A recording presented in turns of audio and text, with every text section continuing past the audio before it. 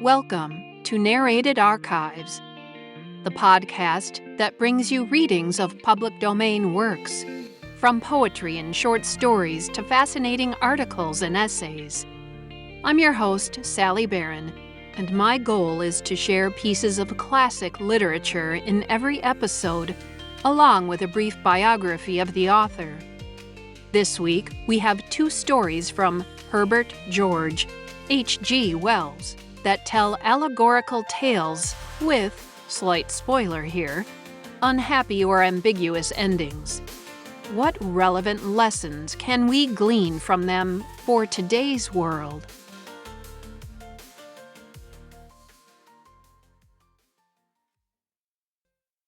HGWells lived from 1866 to 1946 and was a prolific English writer, best remembered as the father of science fiction. Born into a lower middle-class family, Wells received a science education under biologist T.H. Huxley and applied a Darwinian context to his writing. His early career flourished with influential scientific romance novels like The Time Machine, 1895, The Island of Dr. Moreau, 1896, and The War of the Worlds, 1898. Beyond science fiction, Wells wrote in many genres, including social commentaries, histories, and comic novels that satirized English class structure.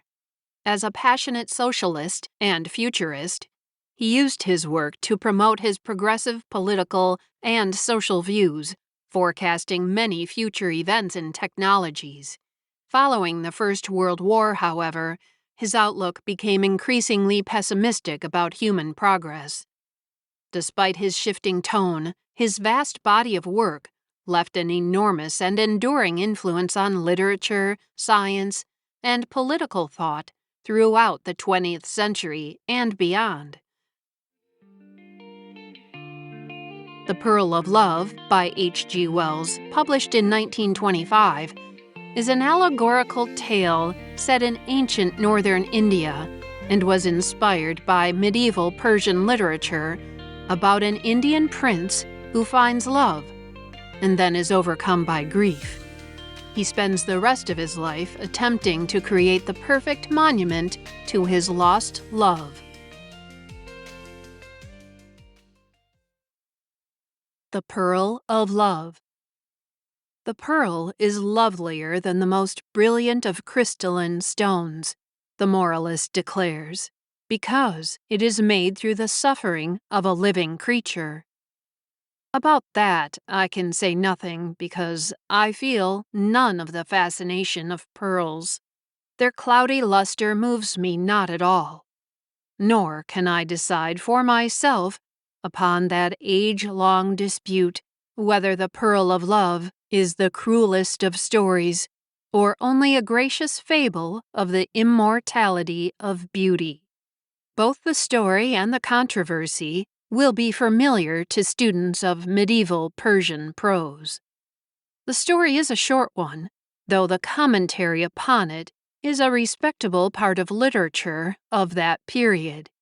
They have treated it as a poetic invention, and they have treated it as an allegory meaning this, that, or the other thing. Theologians have had their copious way with it, dealing with it particularly as concerning the restoration of the body after death, and it has been greatly used as a parable by those who write about aesthetics. And many have held it to be the statement of a fact, simply and baldly true. The story is laid in North India, which is the most fruitful soil for sublime love stories of all the lands in the world. It was in a country of sunshine and lakes, and rich forests and hills and fertile valleys. And far away the great mountains hung in the sky, peaks, crests, ridges of inaccessible and eternal snow. There was a young prince, lord of all the land, and he found a maiden of indescribable beauty and delightfulness, and he made her his queen and laid his heart at her feet. Love was theirs, full of joys and sweetness, full of hope, exquisite, brave, and marvelous love, beyond anything you have ever dreamt of love. It was theirs for a year and part of a year, and then suddenly, because of some venomous sting that came to her in a thicket, she died. She died, and for a while the prince was utterly prostrated. He was silent and motionless with grief. They feared he might kill himself, and he had neither sons nor brothers to succeed him. For 2 days and nights he lay upon his face, fasting, across the foot of the couch, which bore her calm and lovely body. Then he arose and ate, and went about very quietly, like one who has taken a great resolution. He caused her body to be put in a coffin of lead mixed with silver, and for that he had an outer coffin made of the most precious and scented woods wrought with gold, and about that there was to be a sarcophagus of alabaster inlaid with precious stones. And while these things were being done, he spent his time, for the most part, by the pools and in the garden houses and pavilions and groves, and in the chambers in the palace, where they two had been most together, brooding upon her loveliness. He did not rend his garments, nor defile himself with ashes and sackcloth, as the custom was, for his love was too great for such extravagances. At last he came forth again among his counselors and before the people, and told them what he had a mind to do. He said he could never more touch woman, he could never more think of them. And so he would find a seemly youth to adopt for his heir, and train him to his task, and that he would do his princely duties as became him, but that for the rest of it he would give himself with all his power and all his strength and all his wealth, all that he could command, to make a monument worthy of his incomparable dear lost mistress. A building it should be of perfect grace and beauty, more marvelous than any other building that had ever been or could ever be, so that to the end of time it should be a wonder, and men would treasure it and speak of it, and desire to see it, and come from all lands of the earth to visit, and recall the name and memory of his queen.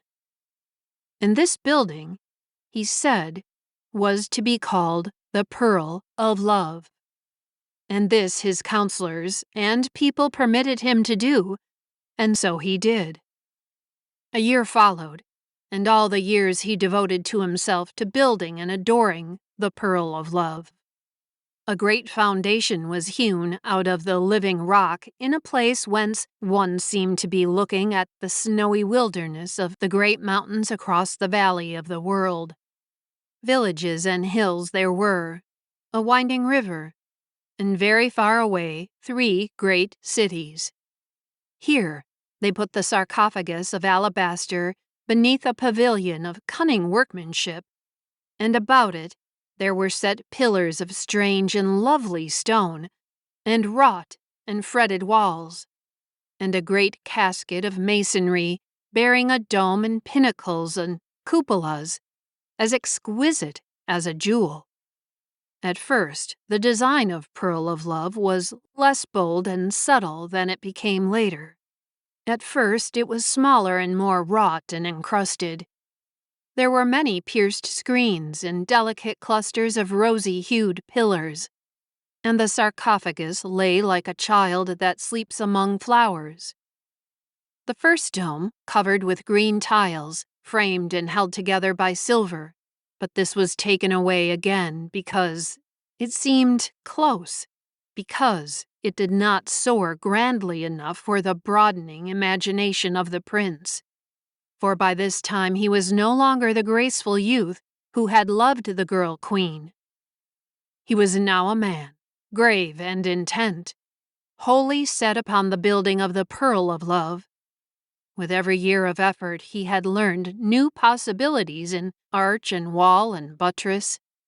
He had acquired greater power over the material he had to use, and he had learnt of 100 stones and hues and effects that he could never have thought of in the beginning. His sense of color had grown finer and colder. He cared no more for the enameled gold line brightness that had pleased him first, the brightness of an illuminated missal.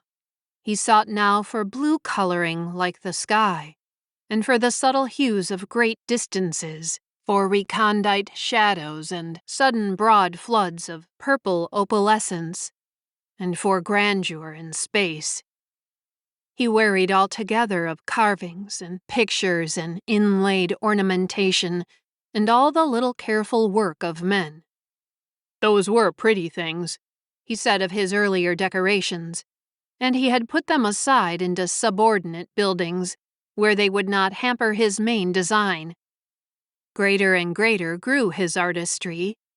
With awe and amazement, people saw the pearl of love sweeping up from its beginnings to a superhuman breadth and height and magnificence.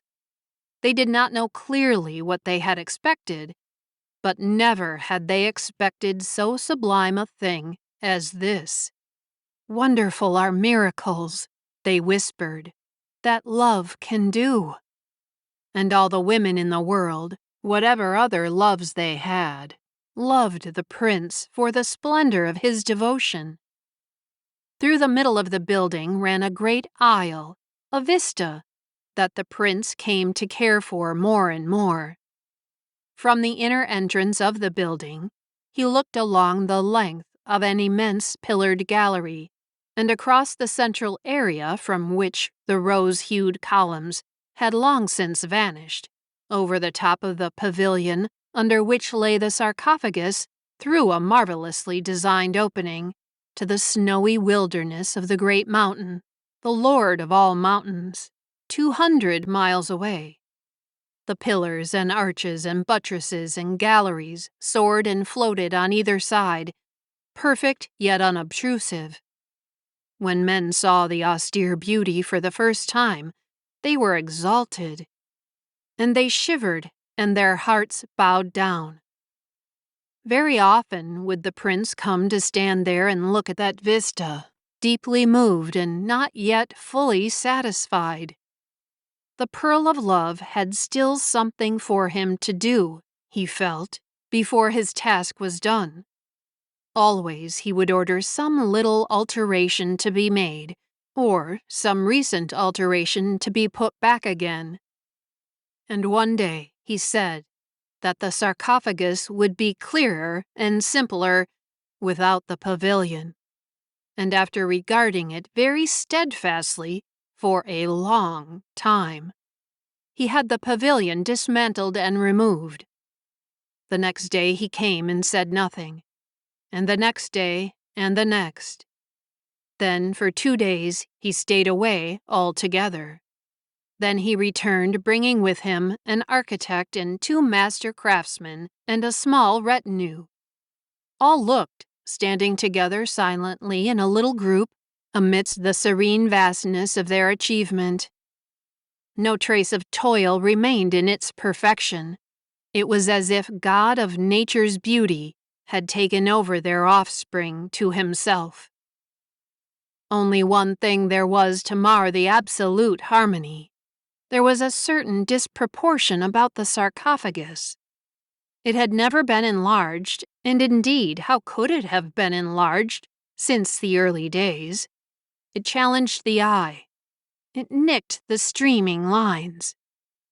In that sarcophagus was the casket of lead and silver, and in the casket of lead and silver was the queen, the dear, immortal cause of all this beauty. But now, that sarcophagus seemed no more than a little dark oblong that lay incongruously in the great vista of the pearl of love. It was as if someone had dropped a small valise upon the crystal sea of heaven. Long the prince mused. but no one knew the thoughts that passed through his mind. At last he spoke. He pointed. "Take that thing away," he said. In this second HGWells short story, A Moonlight Fable, also known as The Beautiful Suit, first published in Collier's Weekly in April of 1909, is written in the style of a fairy tale, with a simple plot and a moral lesson. The story is a poignant allegory about the fleeting nature of youth and the bittersweet nature of freedom and loss. A Moonlight Fable. There once was a little man whose mother made him a beautiful suit of clothes. It was green and gold, and woven so that I cannot describe how delicate and fine it was, and there was a tie of orange fluffiness that tied up under his chin, and the buttons in their newness shone like stars. He was proud and pleased by his suit beyond measure, and stood before the long looking-glass when first he put it on, so astonished and delighted with it that he could hardly turn himself away. He wanted to wear it everywhere and show it to all sorts of people. He thought over all the places he had ever visited and all the scenes he had ever heard described, and tried to imagine what the feel of it would be if he were to go now to those scenes and places wearing his shining suit, and he wanted to go out forthwith into the long grass and the hot sunshine of the meadow wearing it, just to wear it. But his mother told him, no.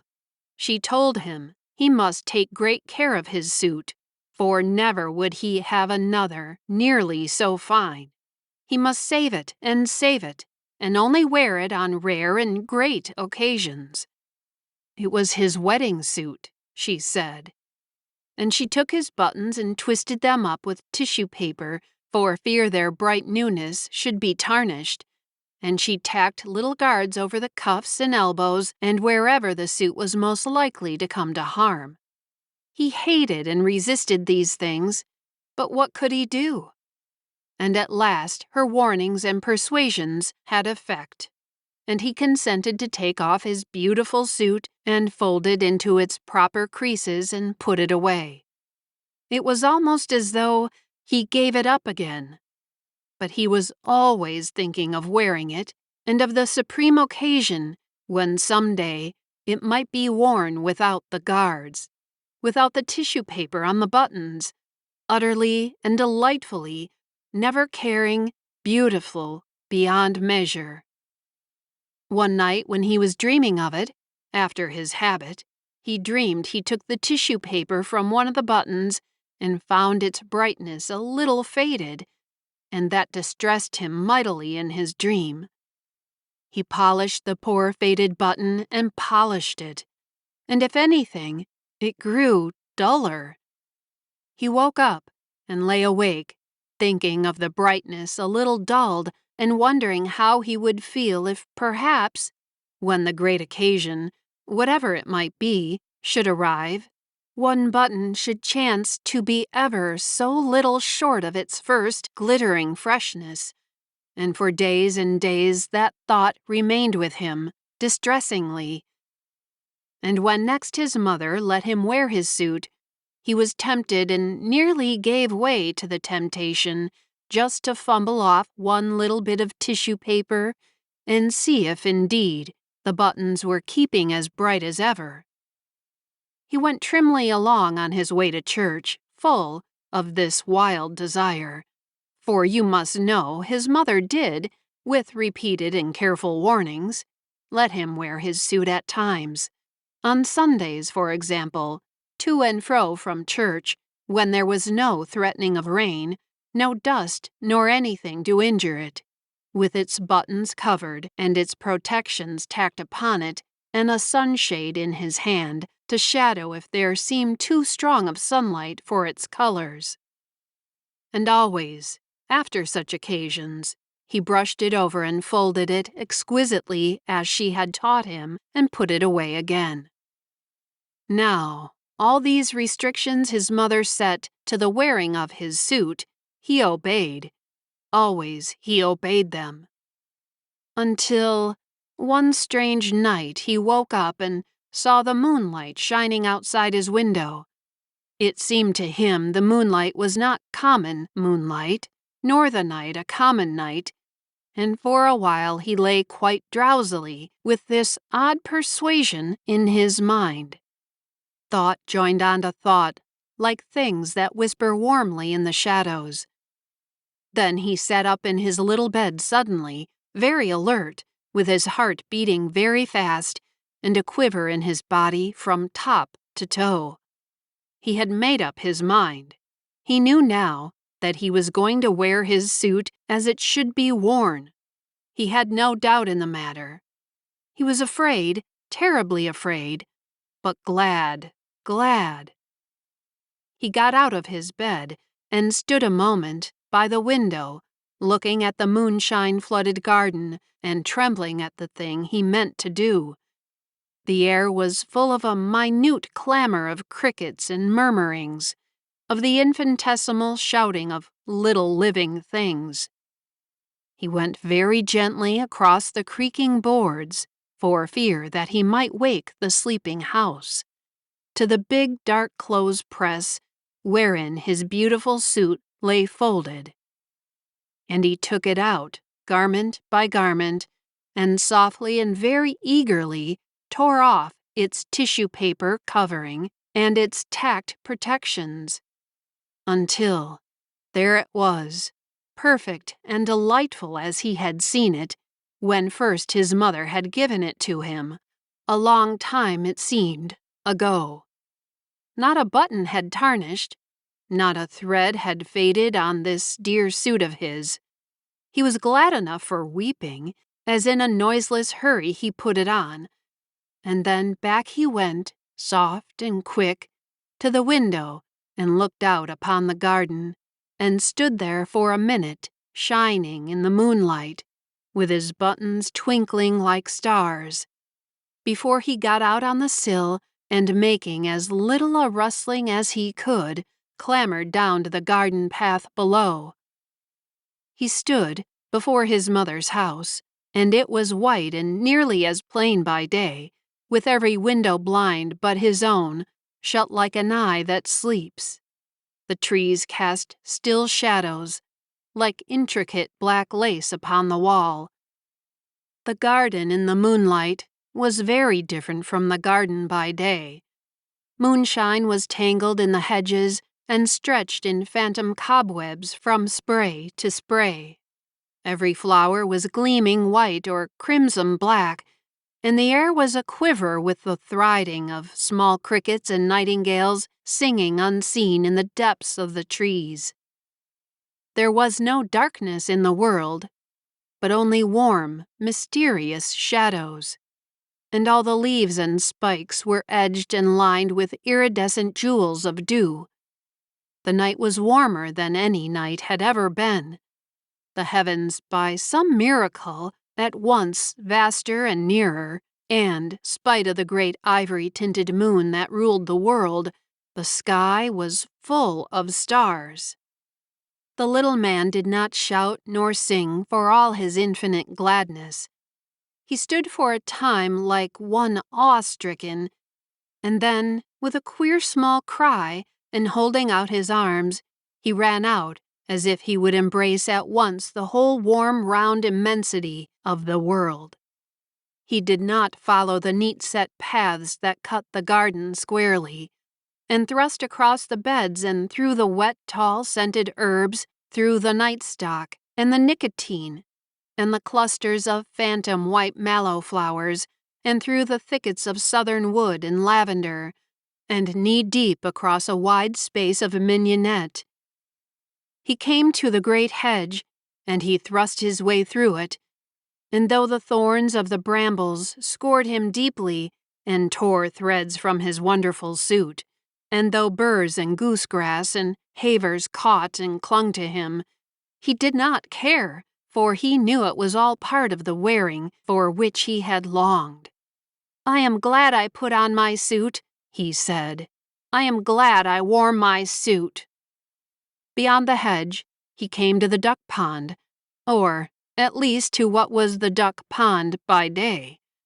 But by night, it was a great bowl of silver moonshine, all noisy with singing frogs, of wonderful silver moonshine twisted and clotted with strange patterings, and the little man ran down to its waters between the thick black rushes, knee-deep and waist-deep, and to his shoulders, smiting the water to black and shining wavelets with either hand, swaying and shivering wavelets amid which stars were netted in the tangled reflections of the brooding trees upon the bank.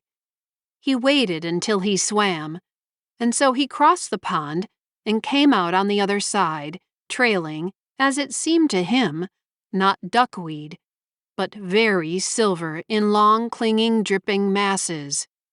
And up he went, through the transfigured tangles of the willow herb and the uncut seeding grass of the farther bank.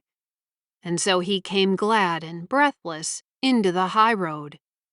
"I am glad," he said, "beyond measure, that I had clothes that fitted this occasion."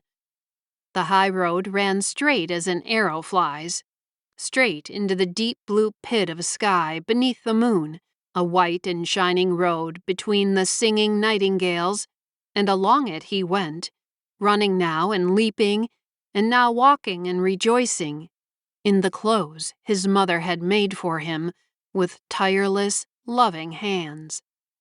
The road was deep in dust, but that for him was only soft whiteness. And as he went, a great dim moth came fluttering around his wet and shimmering and hastening figure. At first he did not heed the moth, and then he waved his hands at it and made a sort of dance with it as it circled around his head.